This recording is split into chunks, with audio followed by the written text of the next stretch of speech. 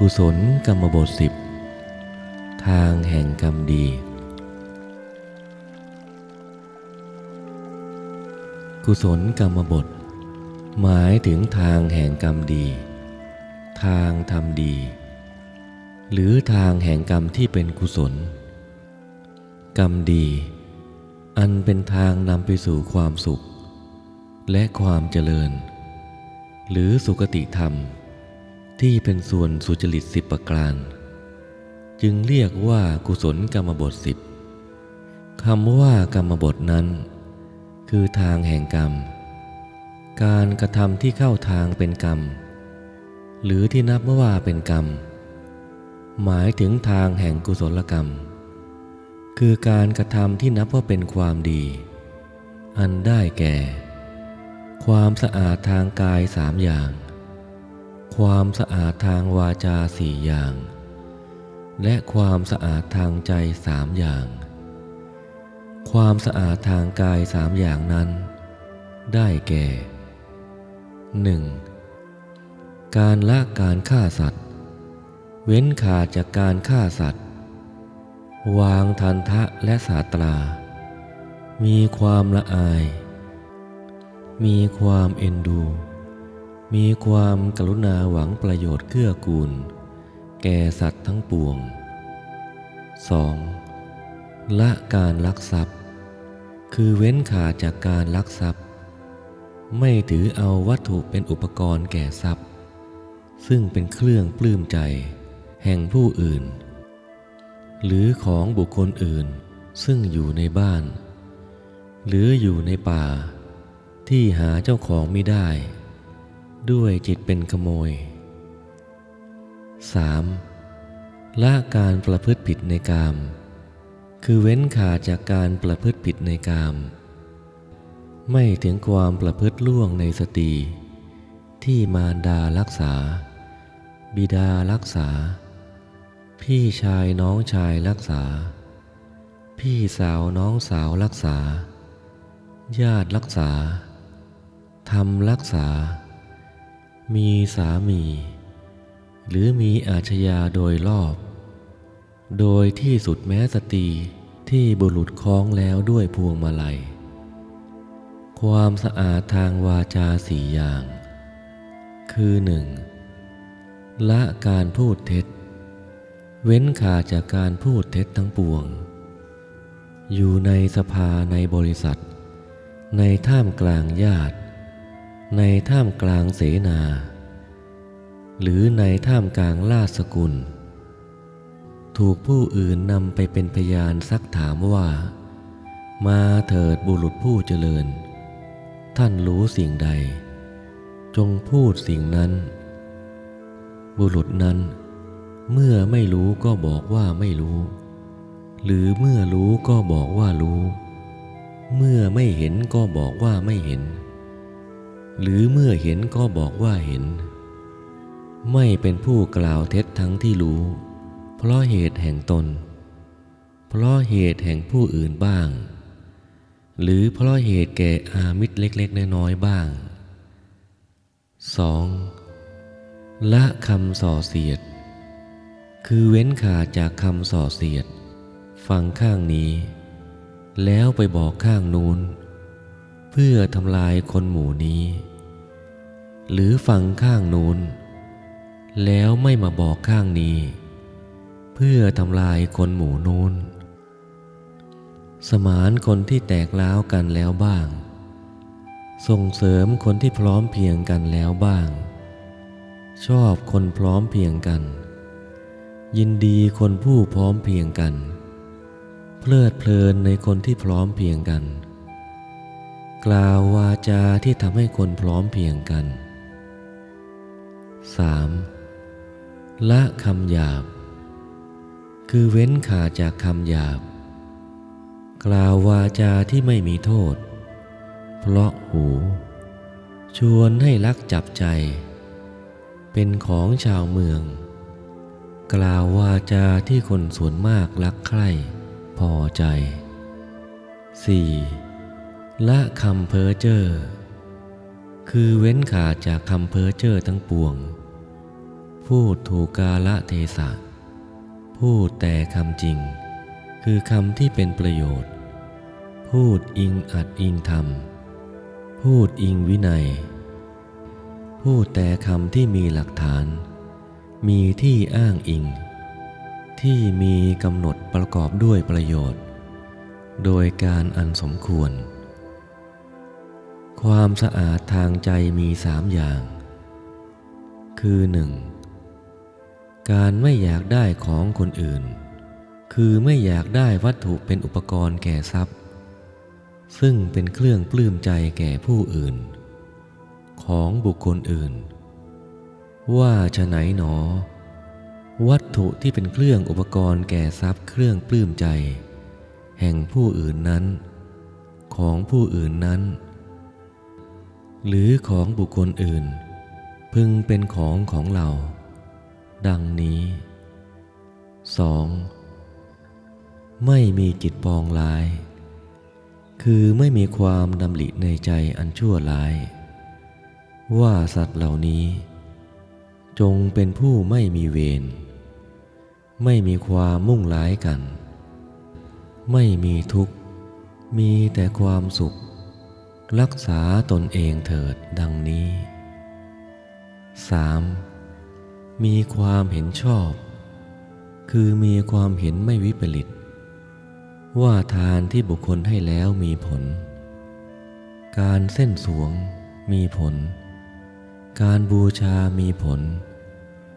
ผลวิบากของกรรมที่บุคคลทำดีทำชั่วมีอยู่โลกนี้มีโลกหน้ามีมารดาบิดามีสัตว์ผู้เป็นโอปปาติกะมีสมณพราหมณ์ผู้ดำเนินไปโดยชอบผู้ปฏิบัติชอบผู้ทำโลกนี้และโลกหน้าให้แจ้งชัดด้วยปัญญาอันยิ่งด้วยตนเองแล้วสอนให้ผู้อื่นรู้ตามมีอยู่ดังนี้ดังที่กล่าวไว้ในพระไตรปิฎกเล่มที่24พระสุตตันตปิฎกเล่มที่16อังคุตรนิกายทัสกะเอกาทัสกะนิบาตในจุนทสูตรกล่าวไว้ว่า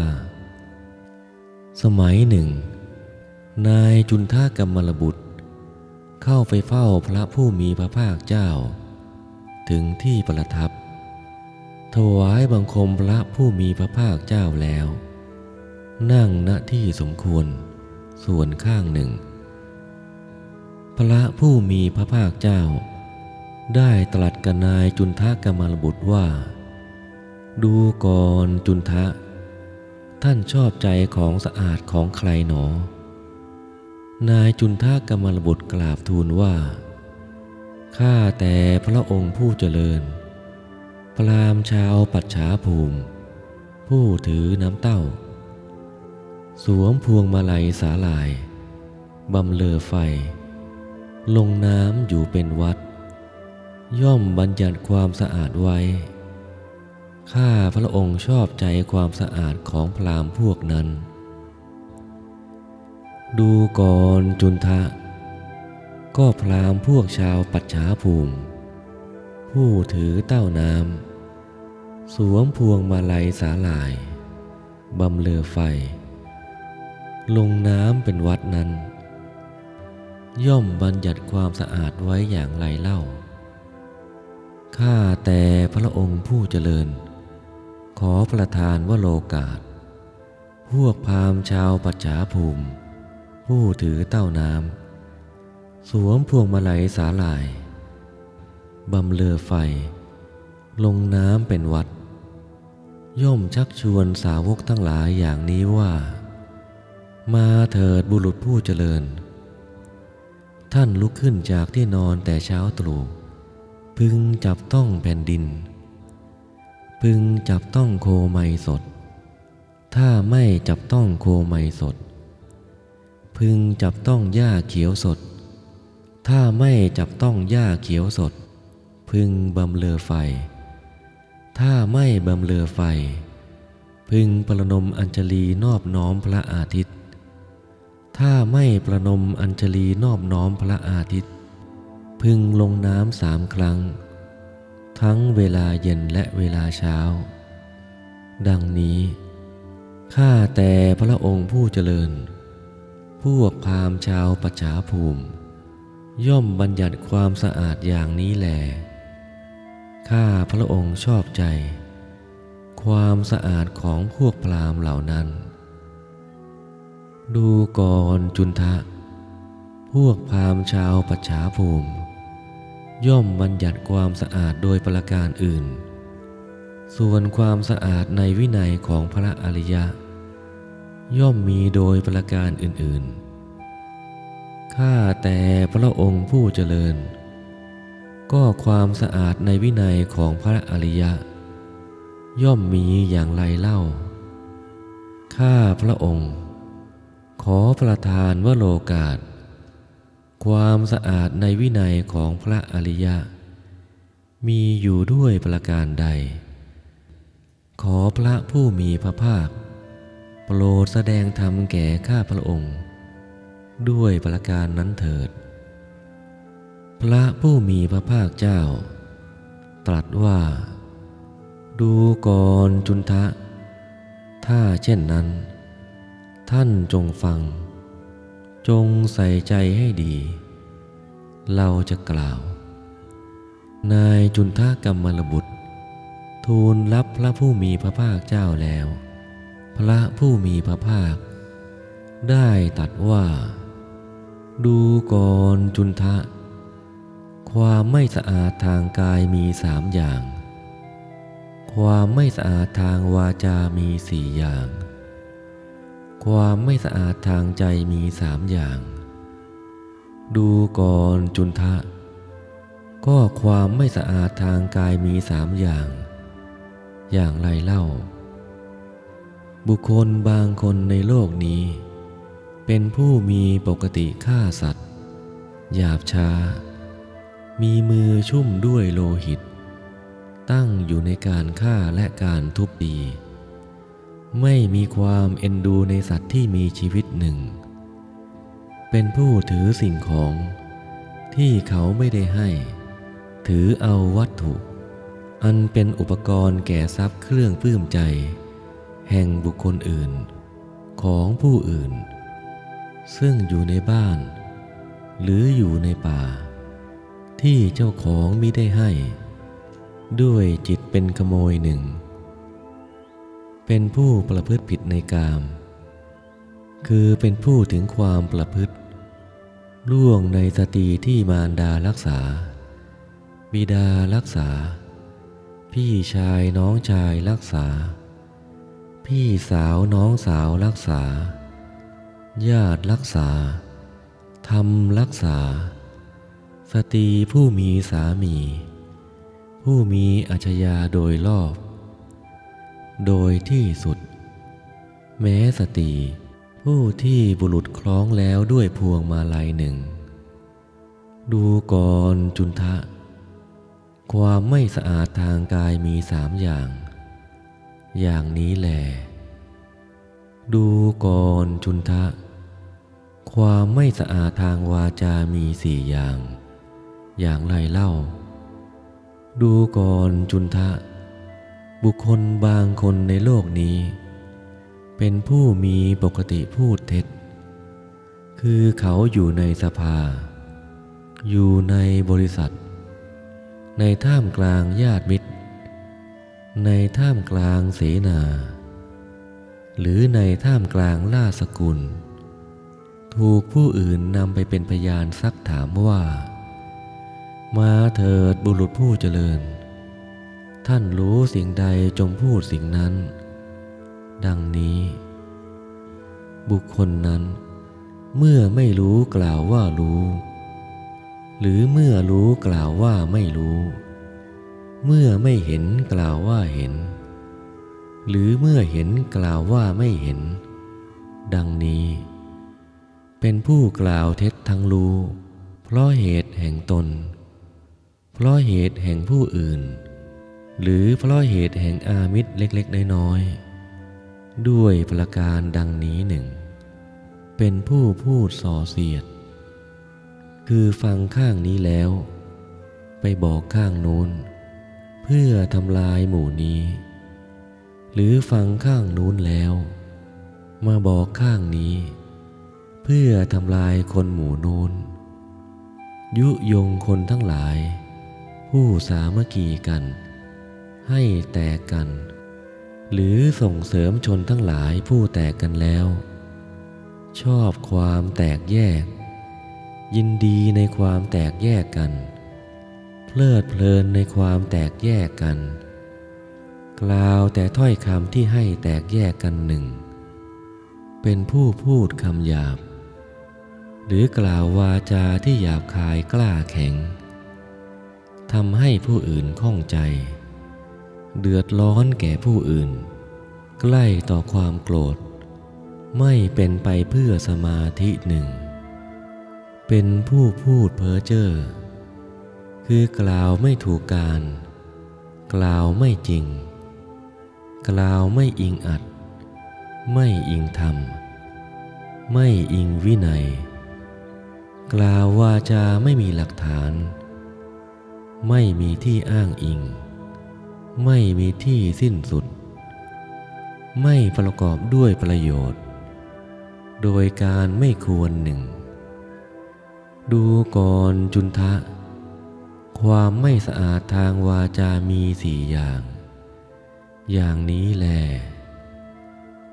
ดูก่อนจุนทะความไม่สะอาดทางใจมี3 อย่างไรเล่าดูก่อนจุนทะบุคคลบางคนในโลกนี้เป็นผู้อยากได้ของผู้อื่นคืออยากได้วัตถุอันเป็นอุปกรณ์แก่ทรัพย์เป็นเครื่องปลื้มใจแห่งผู้อื่นของบุคคลอื่น